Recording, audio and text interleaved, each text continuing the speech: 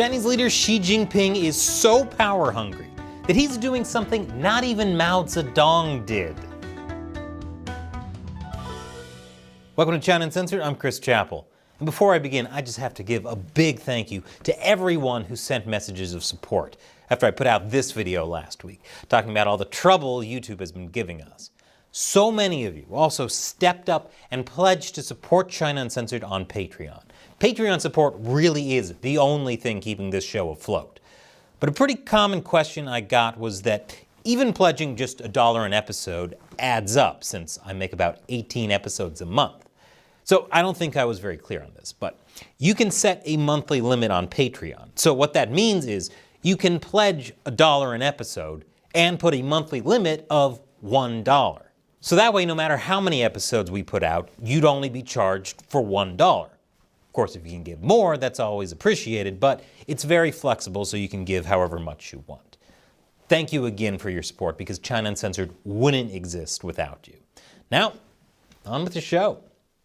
So, China is in the thrall of a Marxist-Leninist authoritarian party that's hell-bent on control. And their leader looks like he has aggressively foul-smelling foot fungus. And that's not just my opinion. It's what's written on their Wikipedia page. Did I write it? Yeah. But it being on Wikipedia makes it official. But the Chinese Communist Party knows that one of the best ways to control people is to control what they learn, so they don't commit any wrongthink. Can't have professors advocating for free speech and democracy. You know how your mother used to say, if you don't have anything nice to say, don't say anything at all? Well, the CCP loves that expression, specifically the second half of it. That's why, for years, Chinese leader Xi Jinping has called for tighter ideological control in universities and the education system at large. And it just got a lot worse, with the CCP taking direct control of China's universities, something that not even Mao Zedong did. How did we get here? Well, back in 2014, Xi called on the authorities to step up the party's leadership and guidance in universities, as well as to strengthen and improve the ideological and political work. Marxist ideologies being pushed in universities? Wow. As an American, I'm glad I have no idea what that's like. But the struggle never ends. And given that the CCP sees the world through a Marxist lens, that's a feature, not a bug. Xi vowed to make universities Communist Party strongholds. And boy, has he delivered. We've seen how China pushes back on so-called Western values like freedom in university education, and pushes Xi Jinping thought as part of Chinese college education, which is now expanded to all levels, including elementary schools. Not even foreign private schools are safe, thanks to a new patriotic law that came in on January 1st, because children of all nationalities should learn the importance of sharing everything they own with the government, who totally won't abuse their power. Yay, education. But the CCP wants even more control over political indoctrination in China. Now, some of you might be wondering, how can the CCP get any more control than it already has? Well, here's your answer. In 2019, China's Ministry of Education announced that it held an online video conference to launch something called a liaison mechanism for party building work in universities directly under the Ministry of Education. Turns out the liaison mechanism meant giving the CCP direct control of China's universities. Darn, and I was hoping liaison mechanism was going to be some kind of human resources robot. Suddenly getting called into HR would be awesome. Now, the CCP already exerts influence in universities through things like party committees embedded into academic institutions. It's similar to how the party has committees embedded in Chinese corporations like ByteDance, the parent company of TikTok. In a university, the party committee office is responsible for assisting the party committee secretary to coordinate the overall work of the party committee system, including organization, publicity, United Front discipline inspection, student affairs, etc. United Front discipline inspection? You mean thought policing. Joke's on them, because the only thought in my head is Xi Jinping thought. But up until now, the CCP committee office didn't manage everything at a Chinese university. The president's office handled the day-to-day running of the school, including teaching, scientific research, personnel, financial, and other aspects. The party committee office and the president's office were two separate things, but the CCP has slowly been blurring the line between them. Now, Chinese colleges and universities are gradually replacing the president's office with the Communist Party's committee office, in what officials are calling a merger. And this merger is less like the fusions in Dragon Ball Z, which are cool, and more like the fusion in The Fly. This is unprecedented, and I'll tell you why the party is doing it right after the break. Welcome back.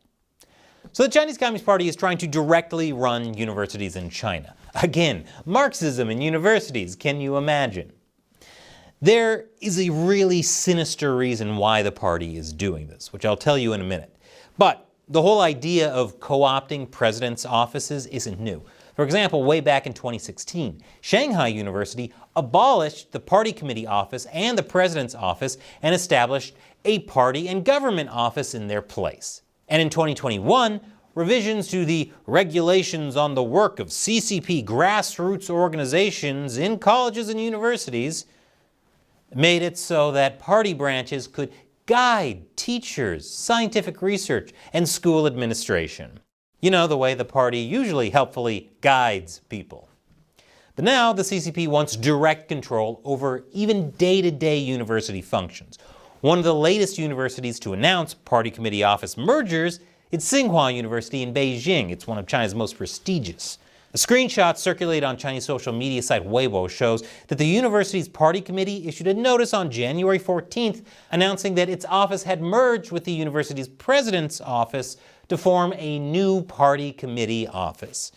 If you check the university's website, you'll notice that it has a party committee office page, the official English title being called the Office of the CPC Tsinghua University Committee. The site says the party committee office is responsible for comprehensive coordination of the important work of the party and government, the promotion and implementation of decision-making, and providing operational guidance. You know, guidance. A university employee speaking with Radio Free Asia confirmed that the merger happened last year. But it's not just Tsinghua University. Multiple other schools also have party committee offices or party and government offices, taking over the president's office, such as Shanghai Jiaotong University, Fuzhou University, Sichuan University, and many, many, many more. This is unprecedented. China has never done this before, not even during the Cultural Revolution, when Mao Zedong mobilized a cult-like following during an internal CCP power struggle. Even then, party and school offices were still separate. You know how I've joked that you should never go full Mao? Xi apparently saw that as a challenge and thought, cult-like isn't devoted enough. Political journalist Gao Yu told Radio Free Asia, "I really didn't expect that they would merge like this, turning two brands into one under the unified leadership of the party. It's the first time this has happened since the founding of the People's Republic of China. It's really saying something when Xi is doing something even Mao didn't do." For context, Mao ordered the killing of sparrows because he said they were the public animal of capitalism. Of course, killing all the sparrows meant the locust population grew out of control, which destroyed crops and caused a famine that killed millions. And that guy thought this was too crazy. That's like the cast of Jackass not wanting to go on a carnival ride over safety concerns. You know it's going to be bad. So why is the party doing this? It's part of an all-too-familiar trend. Xi Jinping has been reshaping China to give the CCP more direct control over every aspect of life, and 2023 was his year. Xi tightened the CCP's grip over China in a major revamp by setting up powerful committees to oversee everything, from the financial sector to the technology sector, as well as Hong Kong. Considering the level of invasiveness, I'm surprised there aren't bathroom sector commissions. Yet. He did launch a toilet revolution. The CCP under Xi Jinping seems to want to take a more active role in just about everything and leave absolutely nothing outside its control, not even charities. The purpose is to blur the lines between the party and so-called private society. It's like when the party passed its military-civil fusion laws. Any private company has to give over tech and info to the Chinese military. So say America makes it so you can't sell some piece of sensitive technology to the Chinese military, but it allows for sales to private Chinese companies. The Chinese company just gives it to the military. Same with universities. Visiting scholars, university exchanges, especially in sensitive fields like tech and bioengineering, there will be no distinction between a top Chinese university and the Chinese Communist Party itself. So whether we're talking about Mao or Xi Jinping, why do people follow dictators? I've got a video I want to show you about that. But first, it's time to show love to the people who make this show possible, the China Uncensored 50 Cent Army. Fans who support this show on patreon.com/China Uncensored. As my way of thanks, I answer their questions at the end of these episodes. And today's question comes from a new patron, Alan Cundiff. My question would be, did China time the end of lockdown to winter in order to do in the most elderly Chinese with low vitamin D levels? So that's a very interesting question. Now, on the one hand, I think the CCP ended the zero COVID lockdowns because dissatisfaction had grown so intense that massive protests broke out. Here's a clip of protesters saying, CCP stepped down, Xi Jinping stepped down. Another reason the lockdowns ended were because the economy was dying. I think the party was hoping that by ending the lockdowns when it did, it would give the economy a big shot in the arm as things turned to spring. That did not happen. But you suggest the CCP wanted to take out a chunk of the country's elderly. China is currently in a major demographic catastrophe, with too many elderly people and not enough young people to support them. Would the party purposefully try to thin the number of elderly? Now, I don't have any proof of that, but that kind of social engineering is certainly in the party's MO. The fact of the matter is we have no idea how many people died in China during the lockdowns. There were lots of reports of crematoriums working day and night, so the number could be very high. Thanks for your question and your support, Alan. And in my ongoing attempts to talk about controversial topics YouTube would otherwise censor by hiding them in gaming content, click on this video about why people follow dictators like Mao, according to Pikmin. And click on that orange button to support us on Patreon. Once again, I'm Chris Chappell. See you next time.